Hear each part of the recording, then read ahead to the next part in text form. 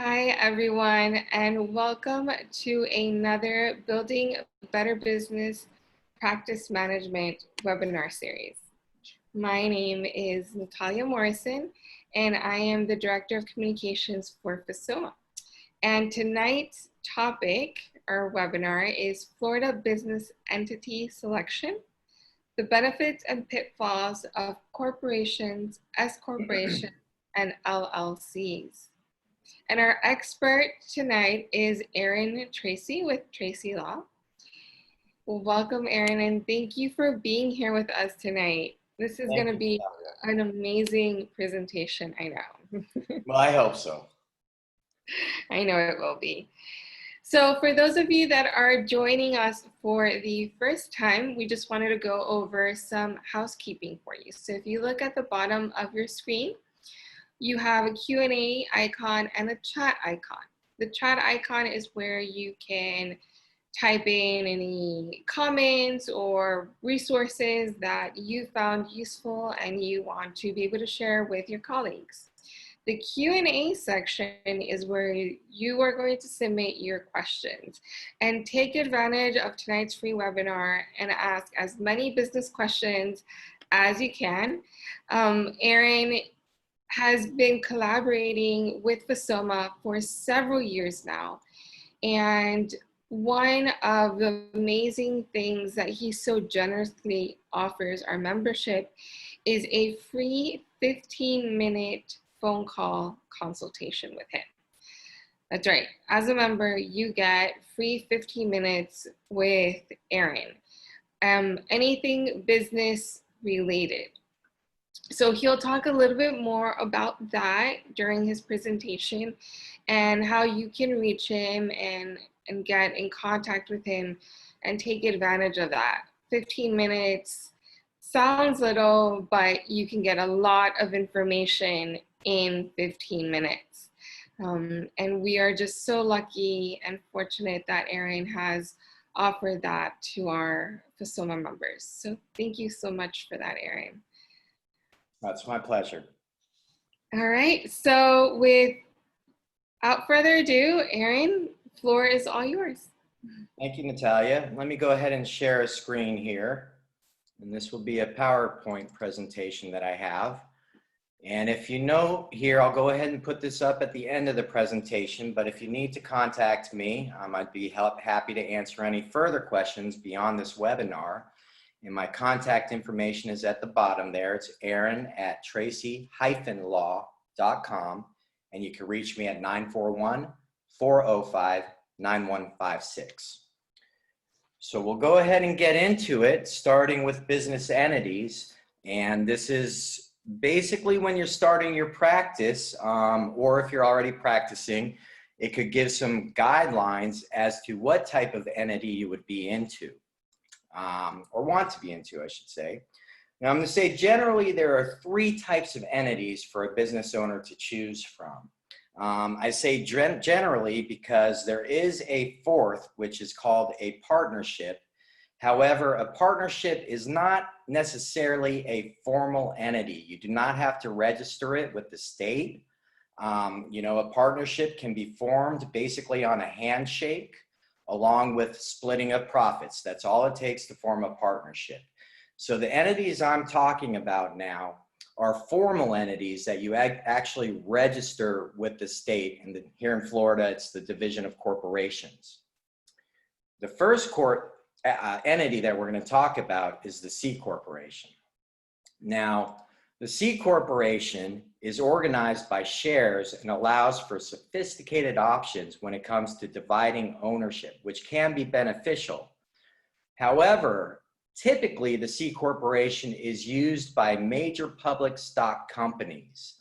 However, additionally, now you have closely held C Corporations. So if you're willing to accept the tax ramifications, you can have a smaller entity and use a C Corporation. The C Corporation has unlimited shareholders, and the shareholders can be both foreign and domestic in nature, which is actually a pretty big deal, as we'll see later. Generally, the number of shares issued and outstanding is determined by the corporation's board of directors. The board will go ahead and determine the number of shares to issue, and that can be divided amongst the shareholders pursuant to their ownership interest. C corporations can also have multiple classes of stock. They could have non-voting stock, voting stock, common stock, or preferred stock. So it really offers a broad array of options with regard to the ownership itself. The taxation of the C corporations is the general downfall because the income is taxed at two levels. The company is taxed at the corporate tax level, which the corporate tax level used to be on a sliding scale like the individual ordinary income tax. But currently it is a flat rate of 21%. So the corporation pays that on its net earnings. And then when the profits are distributed to the shareholders, it's taxed as a dividend. And that tax is the ordinary income level. So whatever income tax bracket you fall into will be the tax rate of those dividends. In asset protection, you'd think that the C corporation offers a lot, but it does not. Basically, in a C corporation, a creditor can seize your stock ownership and thus your interest in the company. And if your interest is 51% or more, and the company calls for a majority of interest to make decisions, then basically that creditor is going to be able to control the corporation. Now, before I move on to another entity, I'd like to ask if anybody has questions with regard to the C corporation.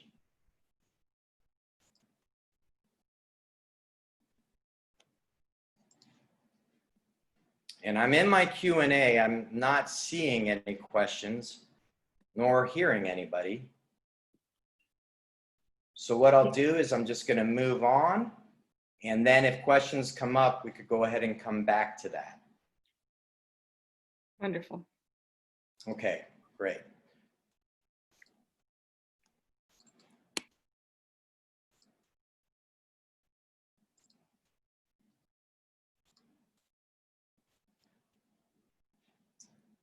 And now, let's see.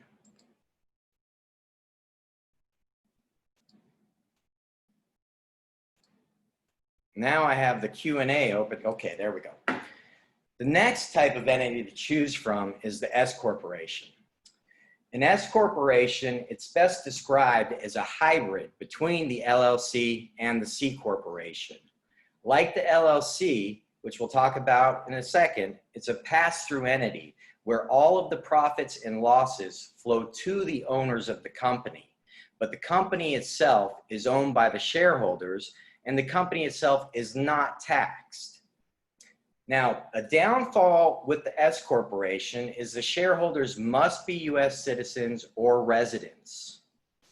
The S corporation shareholders can be individuals, specific trusts and estates, or certain tax-exempt organizations, but that's about it. Partnerships, corporations, LLCs, or non-resident aliens will not qualify to be a shareholder of an S corporation. Additionally, the shareholder number is limited to 100. So you can only have 100 individuals or trusts, etc., that can be allowed to be a shareholder. If you exceed that 100, if you want to be partners with more than 100 people, you are not allowed to use the S corporation. The taxation of an S corporation is a pass-through entity where all of the profits and losses flow through to the owners of the company, but the company itself, again, is owned by the shareholders. The S corporation does file a corporate tax return that is called the 1120S, and then it issues a K-1 whereby the profits and losses flow through to the owners. Again, at this point, the owners will pay tax at the ordinary income tax rates.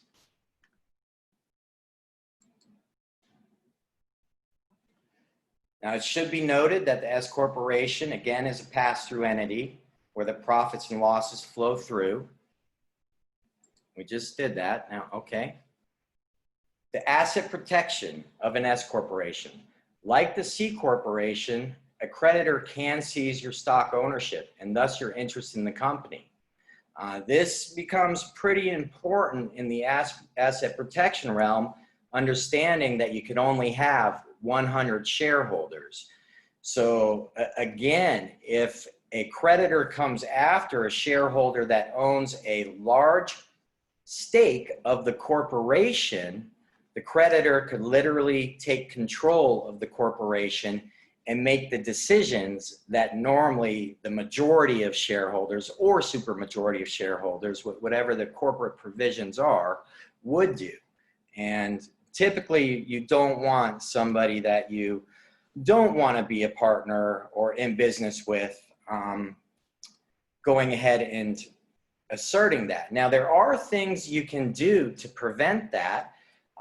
You know, there are shareholders agreements whereby if a creditor obtains an interest, those shares have to be sold back to the remaining shareholders of the corporation. So there are preventative methods, but it should be aware that the asset protection in the S corporation is not as great as the LLC. Now,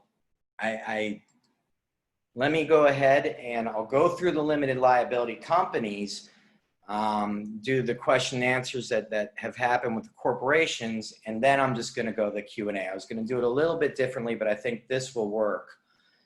Limited liability companies, it's the simplest form of a corporate entity. The limited liability company, there are less formalities and guidelines that must be followed, allowing for greater flexibility. Generally speaking, you could form an LLC and you don't have to have any type of governing document. Not that I would recommend not having a governing document. Typically what we'll do is an operating agreement or a complex operating agreement. Within that agreement, like a shareholder agreement, you could have certain provisions that will cause your membership interest, which is similar to being a shareholder, but in an LLC, it's called membership units or membership interest. Those interests could be bought back upon the occurrence of certain events, such as bankruptcy, a creditor attaching a lien, divorce, certain events that trigger that, then the remaining members could go ahead and purchase that interest back. The taxation of a limited liability company. LLCs are pass-through entities, meaning that the profits from the company pass directly through to the company owner. Depending on the type of LLC you have, whether it be a multi-member, which is 2 or more members, or a single member, will depend on if you have to file a tax return. If you are a multi-member LLC, by default, a partnership tax return is filed. You're considered to be taxed as a partnership. Then the income flows through to the individual tax return via a K-1.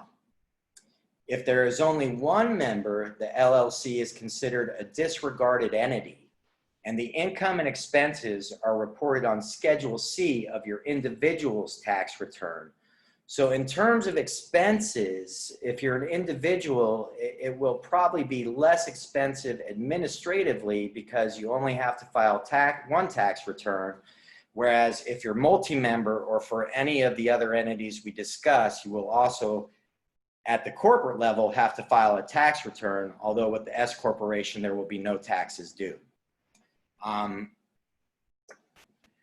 Now, with the LLC, there is also another option which gives you the best of both worlds, and that's being taxed as an S corporation. The reason why is because if you have high levels of income, generally in an LLC, that is considered ordinary income, and it's also subject to self-employment tax, which it's your FICA and FUTA. Typically, that's 15.5%. If you're in an S corporation, you could pay yourself a salary. That salary, the corporation pays half of your FICA and FUTA, and then you go ahead and pay for the other half, but the company can also write off as an expense its portion of that expense, the FICA and FUTA.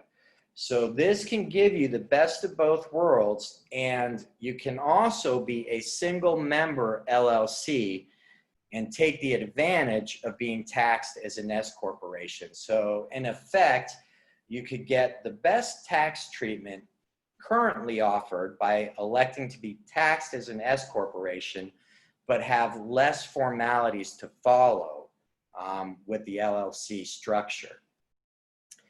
Now, in the asset protection, generally speaking, the LLC multi-member LLC gives the greatest asset protection. Creditors may only obtain a charging order against the LLC. They cannot obtain ownership of the membership units. So this means the charging order will allow a creditor to the income of the LLC. However, the creditor will never, ever be allowed to make decisions on behalf of the LLC.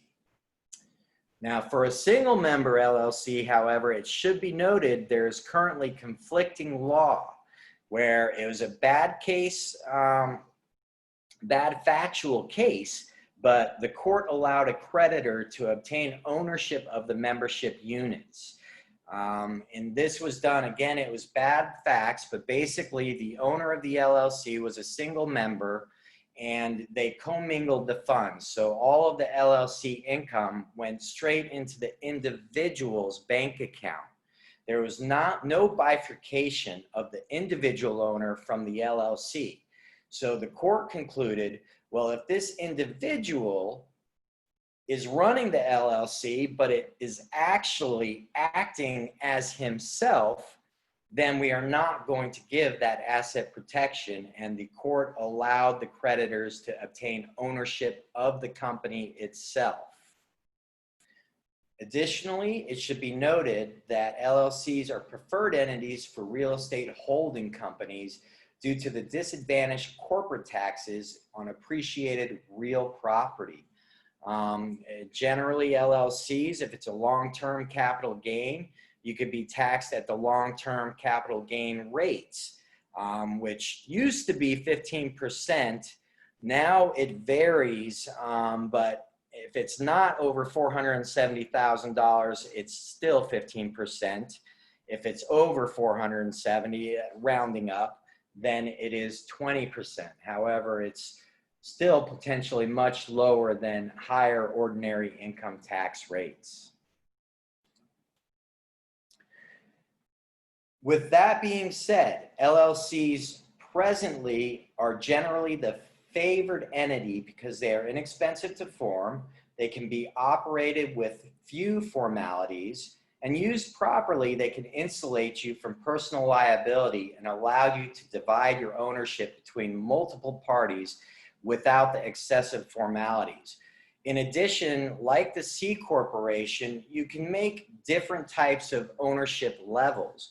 So you could have voting members, non-voting members. You can almost make up certain payment schemes like common and preferred stock for your members, and you would do all of this in your operating agreement. And again, if the LLC does start generating a lot of money, it is reported as ordinary income and subject to that 15.5% self-employment tax, which is a downfall. However, as we just discussed, to avoid that, you can elect to be taxed as an S corporation. And with that, I would like to go ahead and open it up to any questions. I see we have two here. So does the S corporation have the double taxation as the C corp, and does or is it just taxed at the ordinary income tax rate of the shareholders? And the latter is correct. No, it does not have the double taxation. although you do have to file a 1120S, which is a S corporate tax return, the corporation itself is not taxed.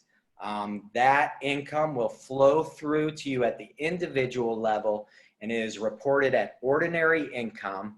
And again, through the salary, you do not pay your self-employment tax. The company will pay half. You will pay your respective half on your W-2, and any dividends distributed, those will be taxed at ordinary income. The next question. Well, that was just removed. Okay. Oh, you read that one.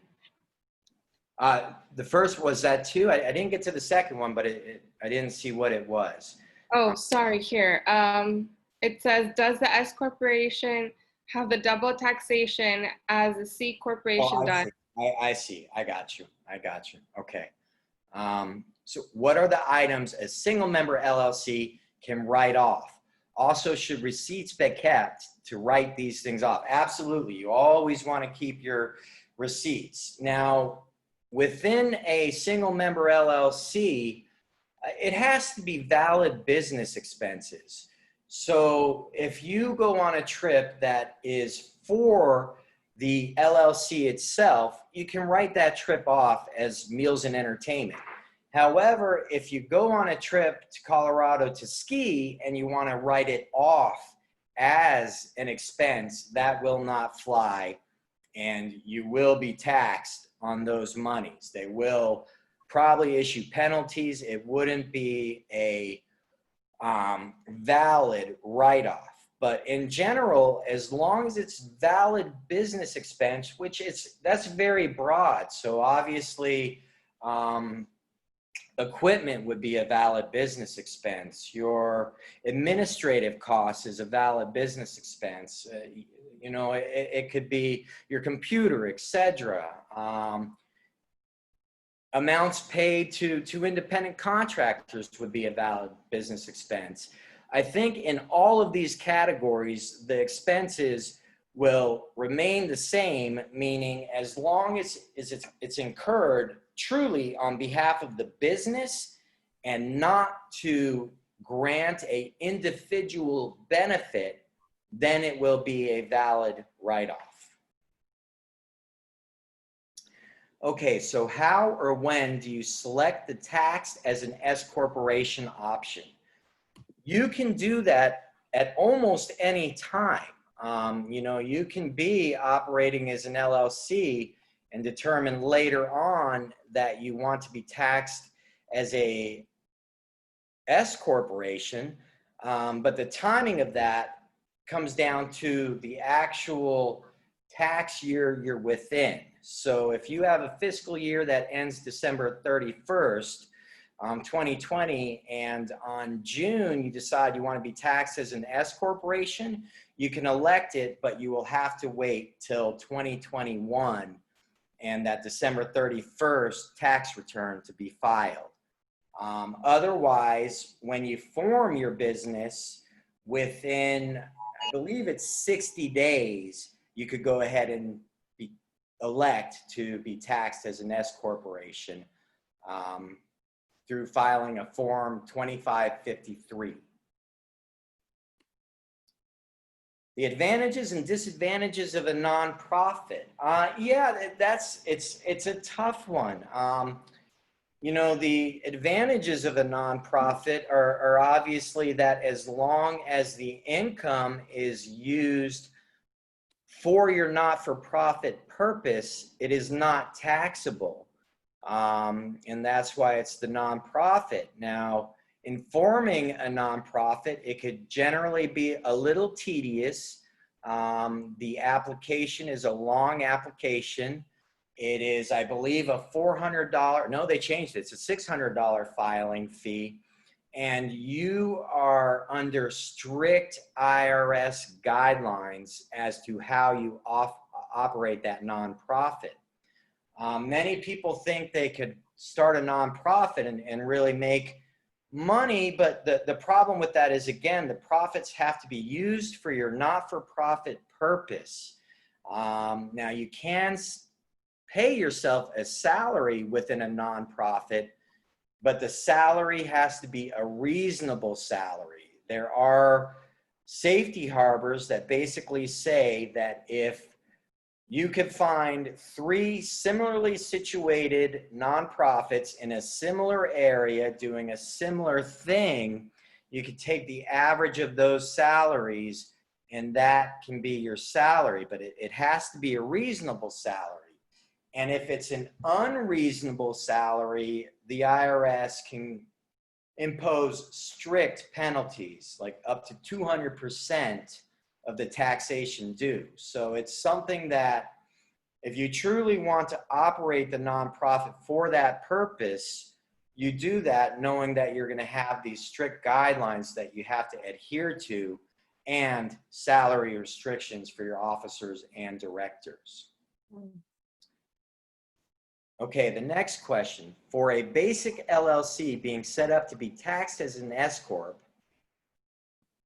what would your charges be? Charges for filing, etc. The state filing fee, I believe, is $150. I might be confusing that with the S Corp. I believe it's $150. And my fee is typically $500. So for a LLC, it's not that expensive. It'd be under $700. And that's with also making the S Corp election. Next question, can an LLC S Corp provide expenses to a single member owner health insurance as a business expense? I don't totally understand that question. I think what we're talking about is either you're talking about being reimbursed for health insurance or as an expense. And yes, you can have health insurance and expense it within a single member LLC. I think the key with any entity is ensuring that your insurance company will go ahead and insure you.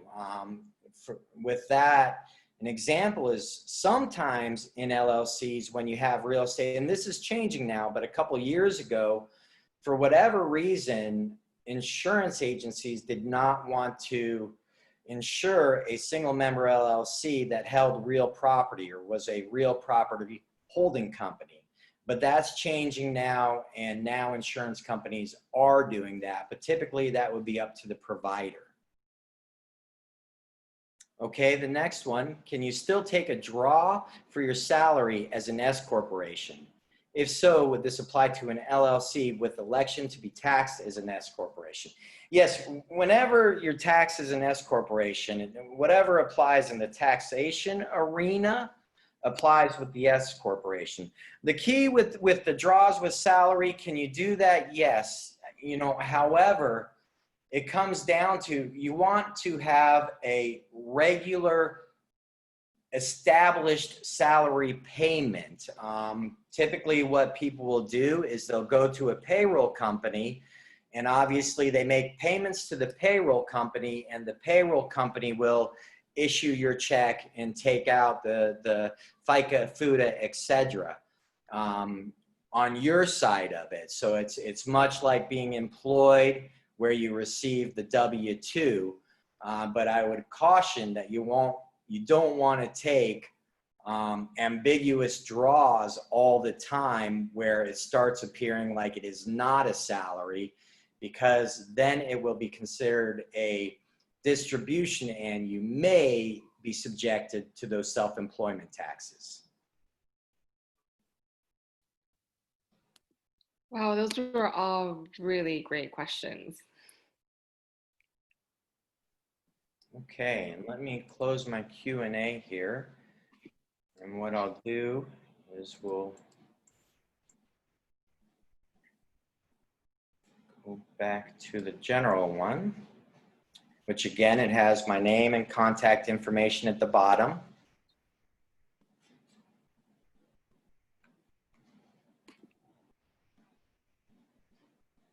And is there any other questions, or did I happen to close us out here? No, go ahead and share your screen, but we do have 2 more questions. Your screen with your name hasn't come up yet. Okay, let's see here.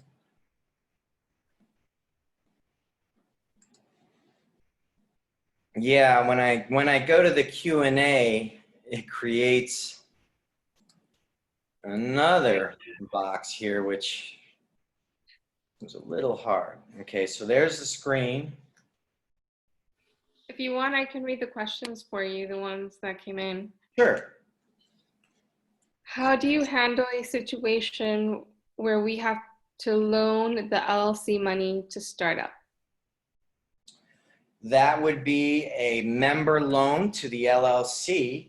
And basically it just goes on the books as a loan. And then when the company can repay it, it is distributed back out on a non-taxable basis to the loan maker. Okay, great. And the next question is, can we pay ourselves back as an expense after we are operating? Yeah, I believe you can reimburse yourself. I think the key to that is obviously having the records that show that it was a legitimate business expense. But absolutely, if you go ahead and charge your credit card for a legitimate business expense and you need to pay yourself from the business, yes, you can do that. Now, again, I briefly touched on this, but the key to this, especially with LLCs, but it comes down to all the companies, is you really need to bifurcate yourself from the company, meaning do not commingle bank account funds. If a company makes money, put it in the company bank account, and if you take a distribution, take it out of that company bank account into your own, but don't put it directly into your own. So the more things you could do to show that the entity is what I'm going to call an individual, although it's not, it's an entity, you want to think of it as almost 2 individuals, right? So for me, I have Aaron Tracy as an individual and Aaron Tracy PA. And the PA is separate. Any monies I make through law go through that PA, and the expenses are distributed out. I can reimburse myself, etc. But you want to make sure that you have that paperwork trail showing that this is a legitimate company expense. Additionally, and more so with the single member LLCs, you can start following corporate formalities such as having an annual meeting. You don't have to do that in an LLC, but in both an S corporation or a corporation or a not-for-profit, every year you're supposed to have a meeting to elect the directors and officers at the very least. In an LLC, you don't have to do that. However, again, with the single member LLC, to get out of that gray zone, it's helpful to say, okay, I had a meeting with myself, and you go ahead and write your minutes or do a consent in lieu of a meeting where you elect yourself as the managing member, along with having an operating agreement that governs the LLC.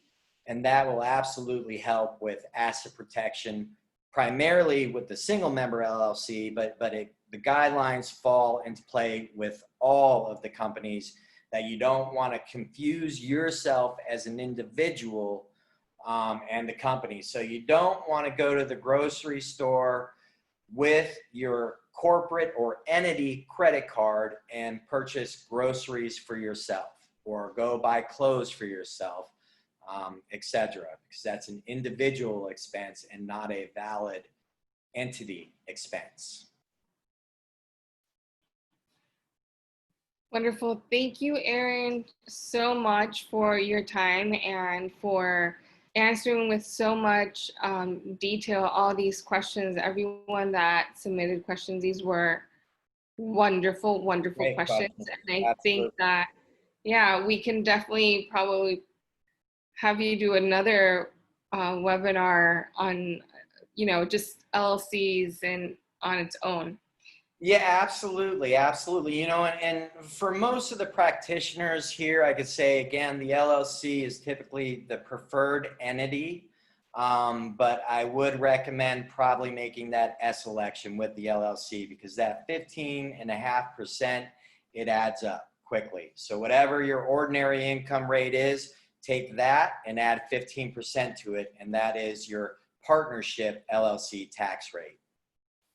Wow, very interesting. Oh, and one more question. Well, no, it says great meeting. Thank you. Okay, Thank excellent. you. Yeah, so thank you everyone for being here with us, for submitting your questions, and Erin for being always so generous with FASOMA and our members, for doing this free webinar for us. It means a lot to our community, to be able to have, good resources and someone that they can trust and count on.